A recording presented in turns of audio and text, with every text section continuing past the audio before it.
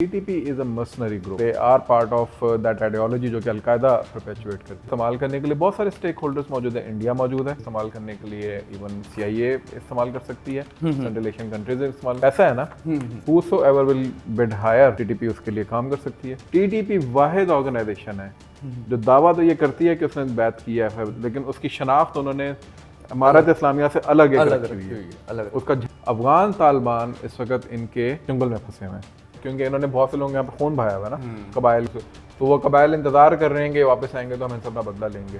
China को ये सोचना चाहिए कि वो थोड़ा खुल के एग्रेसिवली आए। उसको पता है कि पाकिस्तान में भी उसके ऊपर कौन अटैक कर रहे हैं, उसको पता है कि वहाँ पे भी कौन अटैक कर रहे हैं। यहाँ पे इतना बड़ा अटैक हुआ था जिसके अंदर चाइनीज सारे उन्होंने किए थे, उसके बाद बहुत बड़ा लेदे हुई थी।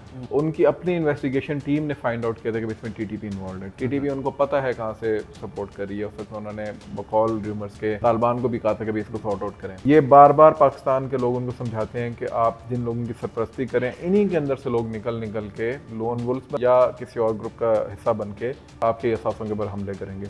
हम ये भुगत चुके हैं, आपके साथ ये होगा। लेकिन ट्रम्प के लिए चैलेंज जो होगा वो सिर्फ ये नहीं है कि उसने एक बात कह दी और वो हो जाएगी। उधर की जो एस्टेब्लिशमेंट है, डीप स्टेट है, वो भी इन्वॉल्व है। CIA कैसे देख रही है इस चीज़ को, NSA कैसे देख रही होगी, FBI कैसे देख रही होगी, बाकी मिलिट्री पेंटागन इसको कैसे देख रहा होगा। उनके ज़ाहिर है इस रीजन के अंदर जो स्टेक्स हैं या अफगानिस्तान के हवाले से स्टेक्स हैं, वो क्या ट्रम्प की पॉलिसी से मैच करते हैं या वो भी उसी पेज के ऊपर हैं। मैं उस वक्त काबुल में ही था जब फैज साहब भी उधर थे, तो मुझे खबर मिली थी कि फैज साहब भी आए हुए हैं और ये जब वो कोर कमांडर बने थे उसके बाद की आफ्टर DG ऐसा है कि वो छोड़ चुके थे अपनी। तो उस वक्त उन्होंने कोशिश की थी निगोशिएट करने की, तो 2-3 डेलीगेशन गए थे।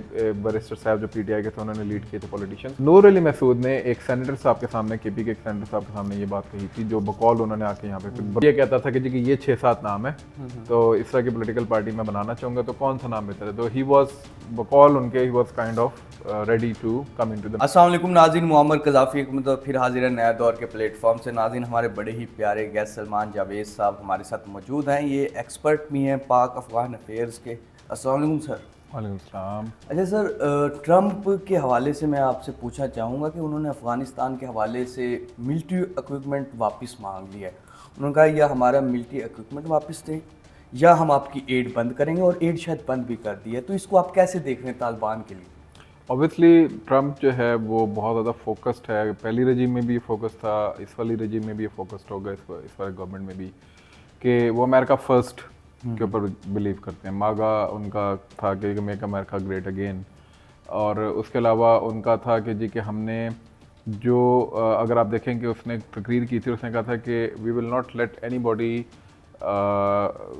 Use us again. ठीक है, तो वो कभी भी अब ये नहीं चाहेगा कि लोग जो बाहर हैं वो इधर उधर के ख्वाब दिखा के बातें सुना के उनको अमेरिका के पैसे उनसे ईंटें। तो ये बेसिकली उसका पर्पस है और यही उसकी बेसिकली से है। अब तालिबान के पास क्या ऑप्शन है? तालिबान के पास क्या करेंगे? तालिबान से पहले जो है ना, वो ट्रम्प के लिए जो चैलेंज होगा, ट्रम्प के लिए चैलेंज जो होगा वो सिर्फ ये नहीं है कि उसने एक बात कह दी और वो हो जाएगी। ऑब्वियसली उधर की जो एस्टेब्लिशमेंट है, डीप स्टेट है, वो भी इन्वॉल्व है। तो CIA कैसे देख रही है इस चीज़ को, NSA कैसे देख रही होगी, FBI कैसे देख रही होगी, बाकी मिलिट्री पेंटागन इसको कैसे देख रहा होगा। उनके ज़ाहिर है इस रीजन के अंदर जो स्टेक्स हैं या अफगानिस्तान के हवाले से स्टेक्स हैं, वो क्या ट्रम्प की पॉलिसी से मैच करते हैं या वो भी उसी पेज के ऊपर हैं। तो ये तमाम चीज़ें जब प्ले आउट होंगी तो ऑब्वियसली तालिबान के लिए इसके ऊपर ठीक ठाक एक इम्पैक्ट आएगा। तालिबान को उसने 2 चैलेंजेस किए हैं। तालिबान ने कल स्टेटमेंट भी दी है, उन्होंने कहा जी कि हम कोई इक्विपमेंट वापस नहीं करेंगे। अब ज़ाहिर है इक्विपमेंट तो वापस नहीं आ सकता, ये तो ट्रम्प ने सिर्फ एक, जैसे कहते हैं ना, कि एक स्टेटमेंट दिया है कि हमारा इक्विपमेंट वापस करो। मैंने सुना कुछ बेच भी दिया है तालिबान। हाँ, ज़ाहिर है ब्लैक मार्केट में बड़ा चला गया होगा, TTP के पास बड़ा चला गया है, दाइशियों ने कहीं ख़रीद लिया होगा ब्लैक मार्केट से, खुद ये भी इधर उधर घुमा दिया होगा उन्होंने काफ़ी ज़्यादा। बहुत सारे हेलीकॉप्टर तो हमें पता है कि वैसे ही गिर गिरा के तबाह हो गए हैं, इनसे चले नहीं हैं। वो तो चारा वगैरह लाते रहे हैं, भैंसों का चारा वगैरह लाते। तो इस तरह की चीज़ें बहुत सारी हैं, तो वो तो चलें, वो उनका अपना इंटरनल मसला है। लेकिन at the end of the day equipment तो वापस नहीं जाता, तो फिर पीछे क्या बचता है? फंडिंग जो है वो फिर obviously Trump would not want के विदाउट एनी बेसिक रीजनिंग हम चलें। हमारे पाकिस्तान में किसी ज़माने में एक ताना मारा जाता था, और स्पेशली इन्हीं हलकों की तरफ से, जो राइट विंग के हलके हैं ज़्यादा, या आप कह लें कि जो TTP अलकायदा के जो हलके हैं, कि पाकिस्तान तो वह रियासत है जिसको डू मोर कहा जाता है, डॉलर्स के एवज। तो अभी अब तालिबान के साथ वो हो रहा है। तो अगर वो कहेंगे कि भाई पैसे चाहिए तो ये करो वो करो फलाना करो, नहीं पैसे चाहिए तो फिर हम वापस ले रहे हैं। तो अब डू मोर वाली जो शिफ्ट पॉलिसी है वो कहाँ चली गई है? अफगानिस्तान की। अच्छा, ये अभी एक स्टेटमेंट आई है, दरख्वास्त भी की है गिरफ्तार करने के लिए मुल्ला हैबतुल्लाह खंजादा और जो उनके चीफ जस्टिस हैं अब्दुल हकीम हक्कानी। तो इनको आप कैसे देखते हैं, क्यों? और वो कह रहे हैं कि ख़वातीन के मामले में तालिबान नहीं ठीक कर रहे, ख़वातीन के राइट्स नहीं दे रही। इसको कैसे आप देखते हैं और क्या गिरफ्तारी हो सकती है या सिर्फ ये बात की हद तक है, या सिर्फ इसको आप कैसे गिरफ्तारी तो नहीं, क्योंकि वो सैंक्शन लिस्ट के ऊपर हैं कुछ लोग, तो वो इस वजह से एक बात रख देते हैं। इंटरिम गवर्नमेंट है, डिफेक्टो स्टेटस है, और इधर आके अमेरिका थोड़ा सा एग्जैजरेट कर जाता है। मतलब अमेरिका की अब ये जो रिस्ट्रिक्शन तो नहीं है कि वो उठ के कहीं पे भी जाके गिरफ्तारियां करता फिरे। तो वो लोगों को या रियासतों को प्रेशराइज कर सकता है, बट इस मामले के ऊपर वो कोई और ये तो लड़ाई लेने वाली बात है। तो ट्रम्प की पॉलिसी के खिलाफ है ये लड़ाई लेना। तो वो मेरा ख्याल है लड़ाई की तरफ नहीं जाएंगे, ये सिर्फ कोर्जन टैक्टिक्स होते हैं। बिल्कुल सर, ये अभी यूएई का दौरा भी किया सिराजुद्दीन हक्कानी और उनके जो इंटेलिजेंस चीफ हैं तालिबान के। इस दौरे को आप कैसे देखते हैं और क्या इस दौरे की में क्या बातें हुई होंगी, आपकी क्या इसमें? आई थिंक यूएई के अंदर जो वो लोग गए हैं वो कुछ अगर मैं जो मेरी इन्फॉर्मेशन है वो अभी मैं शायद आपके प्रोग्राम पे सालाना बता सकूं, लेकिन चलिए जितना बता सके हाँ, वो मतलब यानी ये है कि आप ये कंसिडर कर सकते हैं कि वो दौरा जो है it is for some good reason for the reason, लेकिन अनफॉर्चुनेटली उसके अंदर से अभी तक कोई ख़ास फ़ायदा नहीं हुआ। तो चीज़ें स्टेलमेट के ऊपर हैं, बस मैं इतना बता सकता हूँ। अच्छा, अभी उसका फायदा नहीं हुआ, लेकिन जिस मकसद के लिए वो दौरा था वो दौरा वो मकसद अभी पूरा नहीं हुआ, लेकिन हो सकता है कि वो आगे वो मकसद पूरा हो जाए। अच्छा, कुछ लोग कह रहे थे कि शायद जो वखान कॉरिडोर है उस हवाले से चाइना और अफ़गानिस्तान के ताल्लुकात बड़े बेहतर होंगे, तिजारत होगी, लेकिन परसों की एक ख़बर है कि वहाँ एक चीनी बिजनेसमैन को मर्डर कर दिया गया, मार दिया गया है। तो आप कैसे देखते हैं चीन और अफ़गानिस्तान की आगे फ्यूचर, और उस पे चीनी जो लोग हैं वो बड़े बरहम भी हैं कि चाइना के साथ तो देखें यहाँ पे भी हो रहा है और वहाँ पे भी हो रहा है। ये सबसे पहले अफगान तालिबान से भी ज़्यादा या अफगानिस्तान से पाकिस्तान से भी ज़्यादा चाइना को सोचने की ज़रूरत है। चाइना मतलब आई अंडरस्टैंड कि हमारे उनके साथ स्ट्रेटेजिक पार्टनरशिप है, वो हमारे साथ हर दामे दरमे सखने खड़े भी होते हैं। इन्वेस्टमेंट उनकी बहुत बड़ी है, एक मतलब बहुत सेंसिटिव टॉपिक हो जाता है चाइना के बारे में बात करें, but I would like to talk about it. China को ये सोचना चाहिए अब कि वो थोड़ा खुल के एग्रेसिवली आए। उसको पता है कि पाकिस्तान में भी उसके ऊपर कौन अटैक कर रहा है, उसको पता है कि वहाँ पे भी कौन अटैक कर रहा है। यहाँ पे इतना बड़ा अटैक हुआ था जिसके अंदर चाइनीज सारे उन्होंने किए थे, उसके बाद बहुत बड़ा लेदे हुई थी। उनकी अपनी इन्वेस्टिगेशन टीम ने फाइंड आउट किया था कि इसमें टीटीपी इन्वॉल्व है। टीटीपी उनको पता है कहाँ से सपोर्ट कर रही है। उस वक्त उन्होंने बकौल रूमर्स के तालिबान को भी कहा था कि इसको सॉर्ट आउट करें। And still you are going into Afghanistan and trying to negotiate with the same entity जो कि आपके साथ मुख्तलिफ जगहों पे अटैक में आपके ऊपर मुलविस है। तो रियासतें ठीक है डिफरेंट तरीके से देखती हैं, लेकिन फिर अगर आप इस तरह के रिस्क और गैम्बल करेंगे तो फिर इस तरह के नुकसान बर्दाश्त करने के लिए भी तैयार रहें। तो एक तो ये चाइना की तरफ से तो ये है कि भाई एग्रेसिवली आएँ और थोड़ा सा तालिबान को भी पुश करें कि इनकी सरपरस्ती जब तक वो बंद नहीं करेंगे चाइना भी वनरेबल रहेगा, पाकिस्तान भी वनरेबल रहेगा। सेकेंड, जो तालिबान है उनके लिए एक चैलेंज है कि भाई उनके होते हुए वो बड़ा जो कहते हैं कि जी के हमारी एक वो है अथॉरिटी है, हम लोगों ने सिक्योरिटी दी है, पीस है, और उसके बावजूद और ये बार बार पाकिस्तान के लोग उनको समझाते हैं कि आप जिन लोगों की सरपरस्ती करें इन्हीं के अंदर से लोग निकल के लोन वुल्फ बन के या किसी और ग्रुप का हिस्सा बन के इनके ऊपर आपके असासों के ऊपर हमले करेंगे। हम ये भुगत चुके हैं, आपके साथ ये होगा, लेकिन वो समझ नहीं रहे सकते। सर फिर देखिए, पाकिस्तान के भी खिलाफ हैं, तालिबान के खिलाफ है टीटीपी, चाइना के भी खिलाफ है जिस तरह आप कह रहे हैं। तो टीटीपी का एजेंडा क्या है, वो क्या चाहते क्या हैं? क्यों वो सिर्फ मार धाड़ ही उनका एजेंडा है या कोई कुछ अचीव भी करना चाहते हैं? नहीं, TTP is a mercenary group, ये थ्रू एंड थ्रू। पहले मैं भी ये बिलीव करता था कि इनका कोई बहुत ग्लोबल एजेंडा है, ग्लोबल एजेंडा भी है उनका। I mean they are part of that ideology जो कि अलकायदा परपेचुएट करती है, लेकिन वो बहुत ज़्यादा फोकस्ड है क्योस फैलाने में एक मखसूस एरिया के अंदर, that is Pashtun belt here and there. और इसके अंदर वो किसी का भी टूल बनने के लिए तैयार है, ठीक है। तो उनको इस्तेमाल करने के लिए बहुत सारे स्टेक होल्डर्स मौजूद हैं। इंडिया मौजूद है, उनको इस्तेमाल करने के लिए कोई रीजनल कंट्री मौजूद हो सकती है, और उनको इस्तेमाल करने के लिए इवन CIA इस्तेमाल कर सकती है, सेंट्रल एशियन कंट्रीज इस्तेमाल। पैसा है ना, whosoever will bid higher, TTP उसके लिए काम कर सकती है। तो ये तो एक पोटेंशियल थ्रेट है इस तरह की किसी भी प्रॉक्सी के लिए जो कि किसी के साथ भी लॉयल है। मैं इसके एग्जांपल आपको देता हूँ। इमारत इस्लामिया जो है उसके आने से पहले वहाँ पे बहुत सारे ग्रुप थे, ETIM था, IMU था, अलकायदा थी और बहुत सारे थे।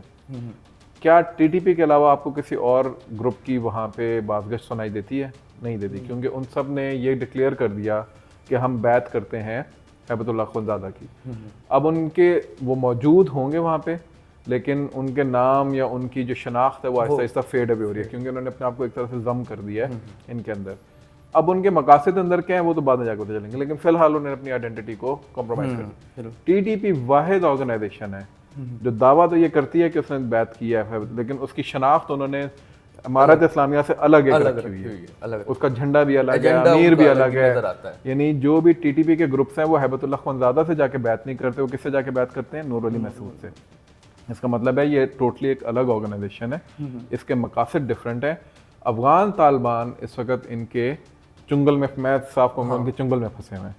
तो जितना जल्दी वो अपने आप को इनसे डिटैच कर लेंगे, निकाल लेंगे, उनकी भी सलामती है और हमारी भी सलामती है। वो शायद जब यहाँ पर अमेरिकन लोग आए हुए थे, अमेरिकन का वो यानी वो उन्होंने आपस में एक अंडरस्टैंडिंग की हुई थी TTP तालिबान ने कि हम आपको सपोर्ट करेंगे जब ये चले जाएंगे। तो शायद वो वादा आज भी निभा रहे हैं तालिबान। बिल्कुल, और देखें वो अब उस वादे को आप एक हद तक ही निभा सकते हैं ना। रियासतें डिफरेंट तरीके से सोचती हैं। रियासतें तो ये कहती हैं भाई हम आपको हमने प्रोटेक्ट कर दिया, बिल्कुल आपके ऊपर पाकिस्तान की तरफ से आंच नहीं आने देंगे हम, लेट्स से अगर आपको पाकिस्तान से मसला है, लेकिन आप पाकिस्तान पे भी अटैक ना करें, आप यहाँ पे अब अच्छे शहरी बन के रहें।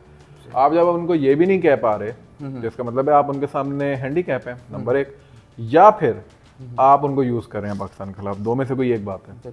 अच्छा, मैंने तो ये भी शायद सुना था, किसी से गुफ्तगू हो रही थी कि TTP शायद ये सब कुछ छोड़ के डील के बहुत करीब आ गई थी। बिल्कुल, और उन्होंने असला छोड़ के एक सियासी पार्टी का भी शायद वो नाम रखना चाह रहे थे। तो वो क्या कहानी थी, फिर वो हो क्यों नहीं पाई? नहीं, एक तो ये कि ये ज़रूर था, ये फैज़ साहब का प्लान था, और इत्तेफाक से मैं उस वक्त काबुल में ही था जब फैज़ साहब भी उधर थे। तो मुझे खबर मिली थी कि फैज़ साहब भी आए हुए हैं, और ये जब वो कोर कमांडर बने थे उसके बाद की आफ्टर DG ऐसा है कि वो छोड़ चुके थे अपनी। तो उस वक्त उन्होंने कोशिश की थी निगोशिएट करने की। तो 2-3 डेलीगेशंस गए थे, बैरिस्टर साहब जो PTI के थे उन्होंने लीड किए थे पॉलिटिशियंस के डेलीगेशंस, फजल रहमान साहब गए थे, और आपको याद होगा उससे पहले मुफ्ती तकी उस्मानी साहब भी स्कॉलर्स के साथ गए थे। तो ये डिफरेंट जो डेलीगेशन गए थे उसके अंदर यही था कि जी कि इनको TTP को भी राम किया जाए और साथ साथ किसी तरीके से जो है, और ये by the way Imran Khan की हुकूमत जाने के बाद की बात है, ठीक है। तो इसका मतलब है कि बाद की हुकूमत भी कोशिश करती रही है कि किसी तरीके से नेगोशिएट हो जाए।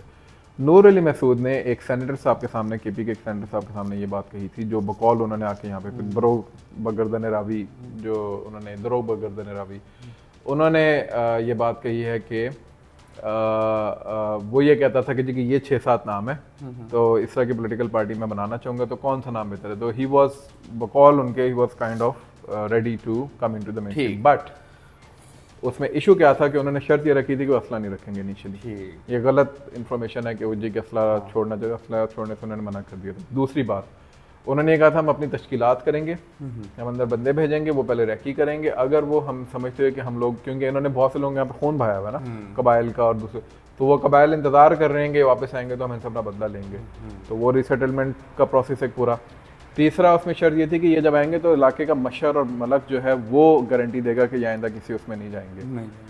फोर्थ ये था कि उनकी तरफ से ये शर्त थी कि फाटा का मर्जर ख़त्म करें। तो बहुत सारी ऐसी चीज़ें थी जो कि चाह के भी आप पूरा नहीं कर सकते थे। तो निगोशिएशन करना is always a good thing, मैं इसके ख़िलाफ़ नहीं हूँ।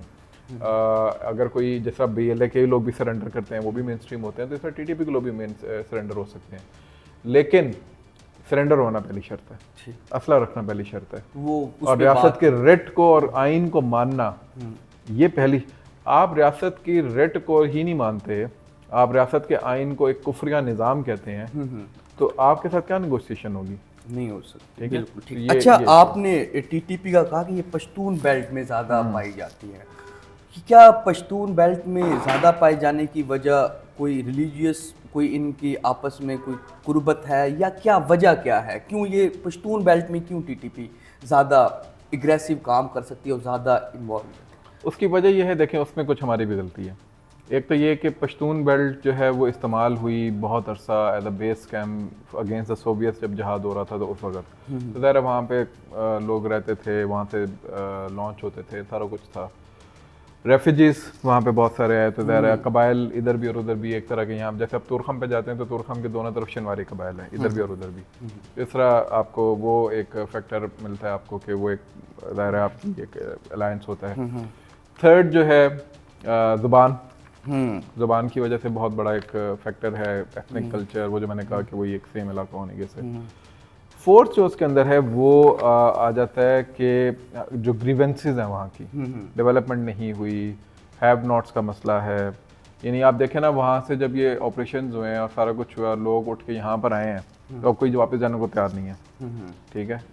पश्तून जो है वो जब इस्लामाबाद की तरफ आए हैं तो उन्होंने कहा यार ये तो लाइफस्टाइल ही डिफरेंट है, तो वो अब वापस ही नहीं जाना चाहते, वो यहीं पे अपनी प्रॉपर्टीज़ खरीद रहे हैं, यहीं पे अपने बच्चों को पढ़ा रहे हैं।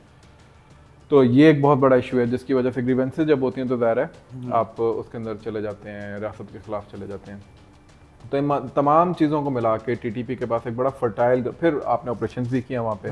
जब ऑपरेशन करते हैं तो उसमें कोलेट्रल भी होता है, उसमें आर्म सिविलियंस भी मारे जाते हैं। उसके अंदर जब ड्रोन हमले हो रहे थे तो बहुत सारे इनोसेंट लोग भी वहाँ पे मारे गए। तो एक नैरेटिव ये बिल्डअप किया गया कि पाकिस्तान ने अलाउ किया हुआ था और पाकिस्तान के से ये सारा कुछ हुआ है हमारा। फिर लोगों के गांव और घर के घर ज़ाहिर ऑपरेशन के अंदर तबाह हो गए।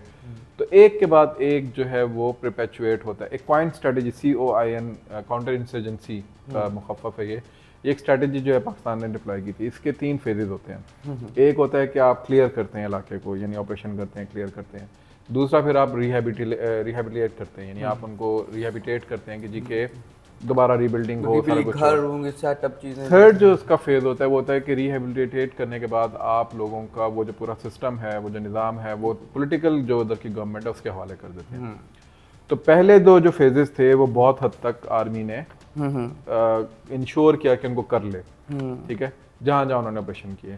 जो थर्ड फेज होता है हमेशा वहाँ के मार खा जाते हैं क्योंकि जो पॉलिटिकल ओनरशिप जिसने लेनी है वो चाहे, और पिछले 10-12 साल से हमें पता है वहाँ पे पॉलिटिकल ओनरशिप केपी में किसकी है, PTI की, ठीक है।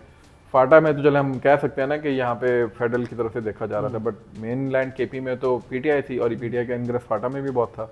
दे could have taken the ownership, they could have played their part, और they could have taken the mantle from army की, जी ठीक है आपने 2 फेजेस पूरे कर लिए हैं, अब हमारे वाले करें, हम जानते हैं। इसीलिए KPK में गवर्नमेंट ज़्यादा इमरान खान की इसी वजह से बनती है, उसके नैरेटिव जो है वो भी करीब है, उसके करीब है। एग्जैक्टली, वो एक्सप्लॉइट करने का आपको मौका मिल जाता है। पॉलिटिकल गवर्नमेंट कभी भी रिस्पॉन्सिबल, आपने कभी भी देखा किसी सियासतदान को, लोग कहेंगे मैं प्रो आर्मी बात कर रहा हूँ, लेकिन किसी सियासतदान को आज तक ये देखा है कि हाँ यार मुझसे गलती हुई है, हाँ यार मुझसे डिलीवर नहीं हुआ? कोई सियासतदान ये कहेगा? क्योंकि उसका तो सारा वोट बैंक उस पर मारा जाएगा। इंस्टीट्यूशन के इनके ऊपर आप ये इल्जाम डाल सकते हैं क्योंकि इंस्टीट्यूशन में सियासत में तो नहीं आते ना डायरेक्टली, वो खुल के बात डायरेक्टली नहीं आते, अगर बात करेंगे तो उन पे तनकीद होती है, लोग कहते हैं। और उधर वो जो बंदे हैं वो 3 साल 4 साल 6 साल के लिए आते हैं, चले जाते हैं। सियासतदान ने तो रहना 20 सालों के लिए, ठीक है। वो कभी भी ये नहीं कहेगा कि मुझसे डिलीवर नहीं हुआ, वो हमेशा अपना इल्जाम डालने की कोशिश करेगा किसी और के ऊपर, किसी इंस्टीट्यूशन, किसी तो जो उसकी जिम्मेदारी थी तीसरे फेज वाली इस कॉइन स्ट्रेटजी के अंदर, वो उसने जब पूरी नहीं की तो अब वो इल्जाम किस पे डालेगा? ऑब्वियसली किसी दूसरे इदारे के ऊपर। बिल्कुल, ये ना। अच्छा, फिर अब इस सारे चैलेंजेस आपने हमें बता दी कि ये चैलेंजेस हैं, TTP, पश्तून और ये जो भी इलाका है। अच्छा, इसका फिर हमारे जो इदारे हैं उनके पास सलूशन क्या है? क्या आप क्या सजेस्ट करते हैं और उनके पास क्या स्ट्रेटजी है, वो किस तरह इसको डील करना चाह रहे हैं और करेंगे? मल्टी प्रॉन्ग स्ट्रेटजी होती है हमेशा। आप एक साइड के ऊपर ऑपरेशंस भी कर रहे होते हैं, यानी हार्ड पावर भी इस्तेमाल कर रहे होते हैं, दूसरी साइड के ऊपर आप नेगोशिएशंस भी कर रहे होते हैं जिन से आप कर सकते हैं। आप जो लोकल आबादी होती है उसको भी रीच आउट करते हैं, उनसे भी आप अपना जो एक ट्रस्ट डेफिसिट होता है उसको आप ब्रिज करने की कोशिश करते हैं। सबसे इंपॉर्टेंट इसके अंदर होती है पॉलिटिकल स्टेबिलिटी, एक चीज़, और नंबर 2 होती है इकोनॉमिक स्टेबिलिटी। ये 2 चीज़ें आना शुरू हो जाएं तो बहुत सारे मसाइल वैसे ही जो हैं वो फेड अवे हो जाते हैं, ठीक है। अब मतलब यानी एक बंदा है, उसका पेट भरा हुआ है, वो उसको अच्छी जॉब मिल रही है, उसके घर का माशाल्लाह चूल्हा जल रहा है, तो वो क्यों किसी ऐसी एक्टिविटी की तरफ जाएगा जो कि उसकी इन सारी चीज़ों को जेपरडाइज कर सकती है, नंबर 1।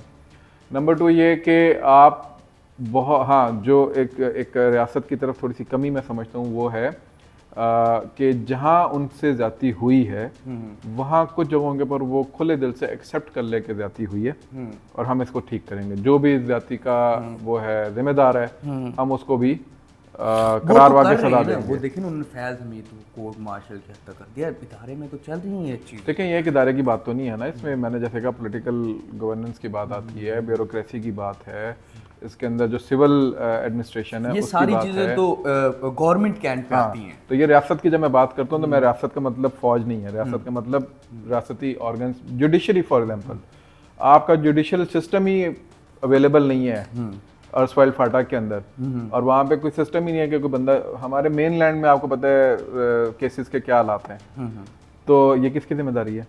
तो ये जब तक आप डिलीवर नहीं करेंगे, ठीक है, तब तक कौन आपके साथ क्यों आपका रियासत के अंदर वो होगा, एतमाद होगा, ठीक है। तो एतमाद को कायम करने के लिए, बहाल करने के लिए, ब्रिज करने के लिए आपको इन 4-5 चीज़ों के ऊपर काम करने की जरूरत है। बिल्कुल जी। तो नाज़रीन, जिस तरह के सलमान जावेद साहब ने बताया कि स्टेट को अपना एतमाद बढ़ाना चाहिए लोगों पे, उन इलाकों में जहाँ स्टेट का एतमाद कम हुआ है, और सलूशन भी सलमान जावेद साहब ने इसमें बताया कि ये चीज़ें हैं, इनको अगर आप कर लेंगे तो हालात काफ़ी बेहतर हो सकते हैं। फ़िलहाल के लिए नया दौर से मुअम्मर क़ज़ाफ़ी को और सलमान जावेद साहब को इजाज़त दीजिए। खुदा हाफिज़।